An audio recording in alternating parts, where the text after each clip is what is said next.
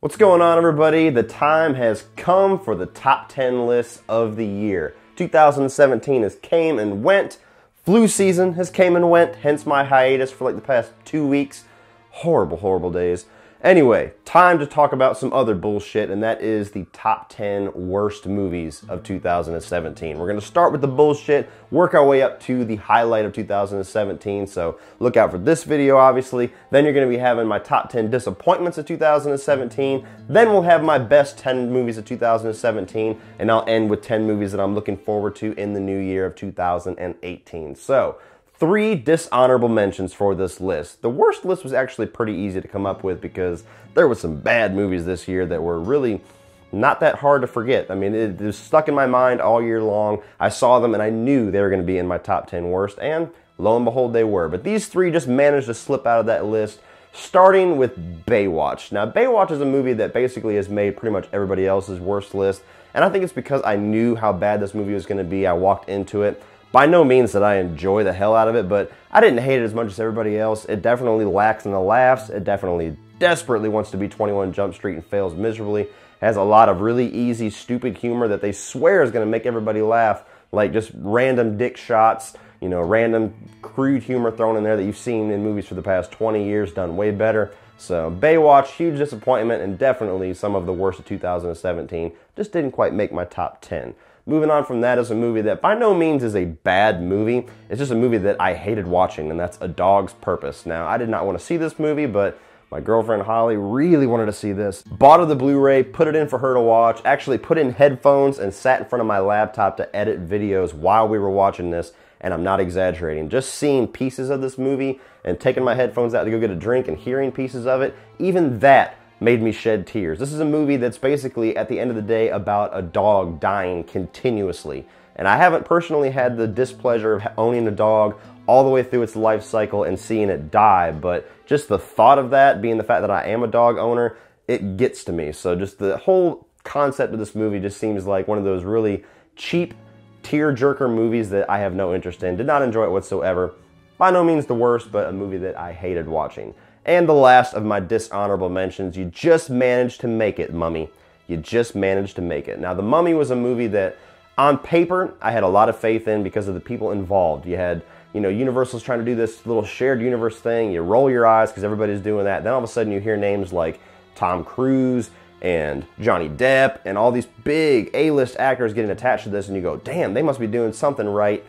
Well, no, they're not doing anything right because The Mummy was just a giant missed opportunity. They take everything that could have been horror-based out of this, something that really could have started a great franchise, and they try to make it this cheap, almost like Marvel-style movie, this cheap action movie. There's a ton of forced humor in it. Tom Cruise isn't even really that good, and it's just more action than anything else, and it's not nearly as good as the action that was in the Brendan Fraser Mummy back in 1999. So that tells you what kind of movie you're going into. Huge disappointment. Look for that movie in my disappointment list, but just managed to make it out of my top 10. Now, down to the shit piles of 2017. Probably no surprise that this is going to be on my list, but a lot of surprise that it's going to be so high on my list of worst movies of 2017. Number 10 is Cult of Chucky. Quite infamous on my channel. I did not like this movie at all. I hated the direction that they went. I hated how lazily written it was. I hated some of the acting. I mean, God, Jennifer Tilly is terrible in this. I've said my piece about Cult of Chucky a million times. If you're just watching this video, you haven't seen anything else of mine, trust me, there's tons of Cult of Chucky on this channel you can get all my full thoughts for, but just a huge disappointment in a sequel, and one of the worst sequels in horror movies I've seen this year. That is my number 10. Number 9 is going to be Underworld Blood Wars. Now, I was a gigantic fan of this franchise for the first 3 movies. Everybody says that it's always been a guilty pleasure franchise. I completely disagree. I think the first 2 movies especially are just pure, awesome, complete entertainment, very creative. I love the lore that they bring into it. The 3rd movie was a very cool period piece, although it's one of the darkest, literally like hard to see movies I've ever seen in my life. But after that, Underworld Awakening was just a generic video game sequel, and this one is even worse. This is a boring movie. You can't really even get into the plot that much. It's just a bunch of random guys. This is supposed to be vampires versus werewolves, and it's just dudes in suits shooting each other. You have some twist with Celine, with some new powers that she has. You don't even care. Just a bad sequel. For all intents and purposes, this probably killed the franchise for the better because it just wasn't going to get any better after this. Underworld Blood Wars is my number 9. Number 8 is that typical PG-13 watered-down horror movie that we get every year between January and March, and that's Wish Upon. Now, this is a movie that's basically taken the concept of a girl who has a device that can have any wish granted for her, but if she gets a wish granted, something bad happens to counteract that. It kind of tries to do this Final Destination thing with some of the deaths, but it's so watered down and weak that it has no effect whatsoever. You got a lot of bad actors in this. Even Ryan Phillippe just feels very weird in this movie and the character that he's in. And the ending was just like an eye roll. It came out of nowhere, like, okay, that's where we were going with this, I guess. Whatever. Wish Upon's not worth your time. That's my number 8. Number 7 is a movie that I actually had a lot of faith in despite not being a gigantic fan of this franchise, and that's Jigsaw. To me, this 8-year gap between the previous movie and this movie told me that they're going to bring this back, hopefully with a really cool idea, some new blood, some new creativity, breathe some life into this franchise that got so just chaotic and just monotonous by the end of the 8th movie, or the 7th movie, whatever the hell it was. And you get to Jigsaw, and it's literally the same shit that we've seen 100 times. It's cleaner looking, it's cleaner shot, it's a lot more mainstream, it's a lot more kind of streamlined, so it's easier to watch than most of the Saw sequels, but it has nothing new to say. It literally delivers the same shit that we have seen throughout this franchise multiple times and done better in those previous movies. So, gigantic waste of time. This is a movie that just got out in theaters to steal the money from the people that wanted to see it. I hate that. I hate people that do that. I hate movie studios that do that. So Jigsaw, sorry, you're number 7. Number 6 is going to be Resident Evil, Please Let It Be the Final Chapter. This is a franchise that has been guilty pleasure from the very beginning. The first movie is pretty good. The second movie is pretty good. After that, there's not really anything else in this franchise. The fourth one had moments, but this one is arguably the worst of the entire franchise. The action scenes in this are by far the worst thing that I've seen all year. You cannot tell a single thing that goes on in the action scenes in this movie. It has this quick cut, quick shot, cut food bullshit where it's literally like cut, and you cannot tell, even if you took speed, you cannot figure out what's going on in this movie. The storyline that's taken this into its final chapter feels like something that's just left over. It doesn't really feel like anything that they've been building towards, even though the director, Paul W.S. Anderson, said, this is the story that I've been wanting to tell since I started this franchise. Well, what story? Because all this shit, I could have come up with something better in an afternoon. And that's just the truth of it. This is the end of a chapter, or this is the ending chapter, hopefully, of a franchise that just needs to die. It needs to be rebooted, and they need to actually pay attention to the story of the video games. So, Resident Evil Final Chapter, number 6. Number 5 is a movie that was not on my radar until literally everybody started hyping this thing up because it was by a bunch of female directors, and that is XX. This is a horror anthology movie,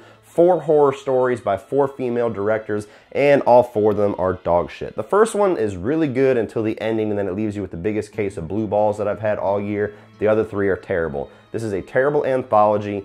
It has no reason to be hyped up just because of something like, oh, we have 4 female directors. I said this in my top 5 worst movies or worst horror movies of 2017. I don't give a shit who it's directed by. It could be directed by men, women, or a fucking parakeet. I just want these movies to be good, or these anthologies to be good, whatever. I don't care if it's female directors, just make the movie good. This was not good. This is a movie that progressively gets worse as it goes along, and it's just a gigantic waste of 90 minutes or 110, however long this piece of shit was. XX, don't waste your time. That's number 5. Number 4 is a movie that mentally exhausted me the most this year because it was at the tail end of the shitty horror movie season at the beginning of this year, and that is Rings. Now, admittedly, I'm not a gigantic fan of the first Ring movie that everybody loves. I thought it was a very overhyped movie. I thought it had some good directing to it, but it just wasn't really as scary or as epic as everybody made it out to be back when it came out in 2000, I believe. Didn't see the sequel. Apparently, I didn't miss much. Went to see Rings because I felt obligated to for my channel, and it's just a terrible horror sequel. This is a movie that from the very opening scene tells you that it's going to suck. It opens up with this Final Destination ripoff scene that makes absolutely no sense with the lore of this franchise. It breaks its own rules.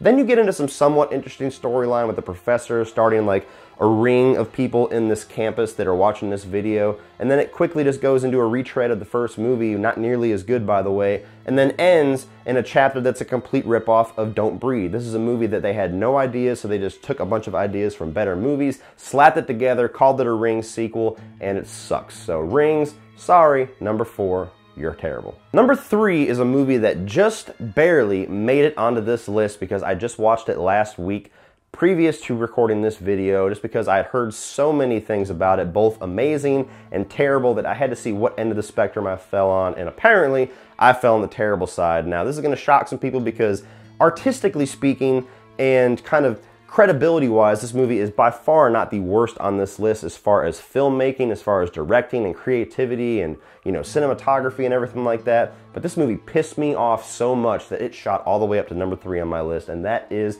Mother. Motherfuck this movie, because this thing is one of the most pretentious, arrogant pieces of shit movies that I've seen in a long time. You got the director Darren Aronofsky that comes out with this thing that he calls a movie. It's really just this abstract art that some people are going to latch onto and swear it's a masterpiece of its time and swear it's this gigantic shining gem in an era of movies that are just kind of schlock, but whatever. You can take that all you want.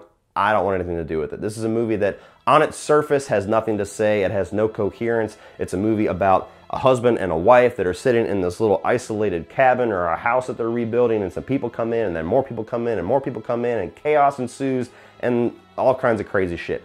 Underneath the surface, this is an atheist writer and director retelling the stories of creation and Jesus and Mother Nature and God and all of that slapped together, Adam and Eve, Cain and Abel, and telling it through the eyes of, hey, look how ridiculous and stupid this is. And when you watch it, and I'm not that religious of a person, so it shouldn't really offend me that much, but when you watch it, it is so blatantly arrogant that this guy is showing you his version of these events and how ridiculous it is in his eyes that it's some of the most offensive shit that I've seen all year. Even the crowd surfing scene, which is the infamous scene of this movie, once it hit that scene, this movie instantaneously made this list. Now, spoiler alert for those of you that really want to see Mother, I'm trying to save you some pain here, but the basic idea of this crowd surfing scene is it's trying to tell the story of Jesus, and it has this brand new newborn baby that Jennifer Lawrence has given birth to. It's literally hours old.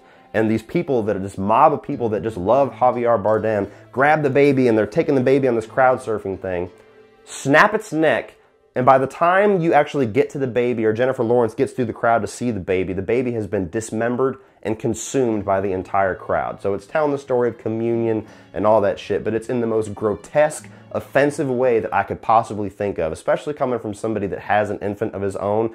I could have went my entire life without that imagery. And it shows you everything. It's not like it's meant to be or it's, you know, something out there that you have to kind of figure out and it's just kind of suggested. No, they show the baby's neck being broke, it's dismembered, and its pieces are getting consumed by people. Fuck this movie. I hated Mother. That's number 3. Number 2 is a movie that I have literally been anticipating for years because I love the first one so much, and it just totally took a gigantic shit on my face, and that is Jeepers Creepers 3. Every 23rd spring for 23 days, it gets to come along and completely ass-fuck your expectations, because holy shit on a shingle, Jeepers Creepers 3 is a gigantic, horrible fucking mess. This is a movie that literally has no story whatsoever. It tries to be creative and splice this story in between Jeepers Creepers 1 and 2, but then when you know that, because they advertise the shit out of that, you know that the creeper is going to survive to the end, so the entire storyline of these people trying to take down the creeper is pointless because you know he's going to be there for Jeepers Creepers 2, and then the movie has the stupidity to act like the fact that it takes place between 1 and 2 is some kind of a twist, even though they advertised that fully when this movie was being advertised. So everybody that had any kind of knowledge of this movie whatsoever is looking at this twist going, yeah, no shit, you told us that. It has some of the worst CGI, some of the worst acting, especially in this franchise, but in a movie that I've seen all year. And it's a movie that just completely dick teases you about what's to come in a Jeepers Creepers Part 4 that we're never going to fucking get.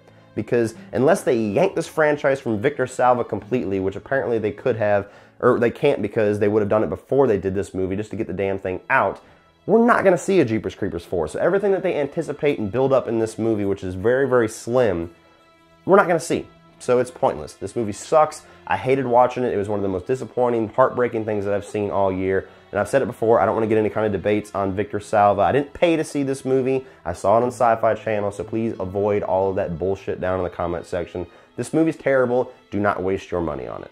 And number 1, the movie that when I saw it, I said this has to be my worst movie of 2017, or at least I hope it is, because if I see anything worse than this, I might burst into fucking flames. And that is The Bye-Bye Man. The Bye-Bye Man is one of the most incompetently made movies that I've ever seen in my life. When you watch this, you're either going to fall on one side of the coin or the other. You're going to get literally angry and pissed at this movie for how ridiculously, incompetently stupid it is, or you're going to be on the side that just thinks it's so incompetently stupid that it's hilarious.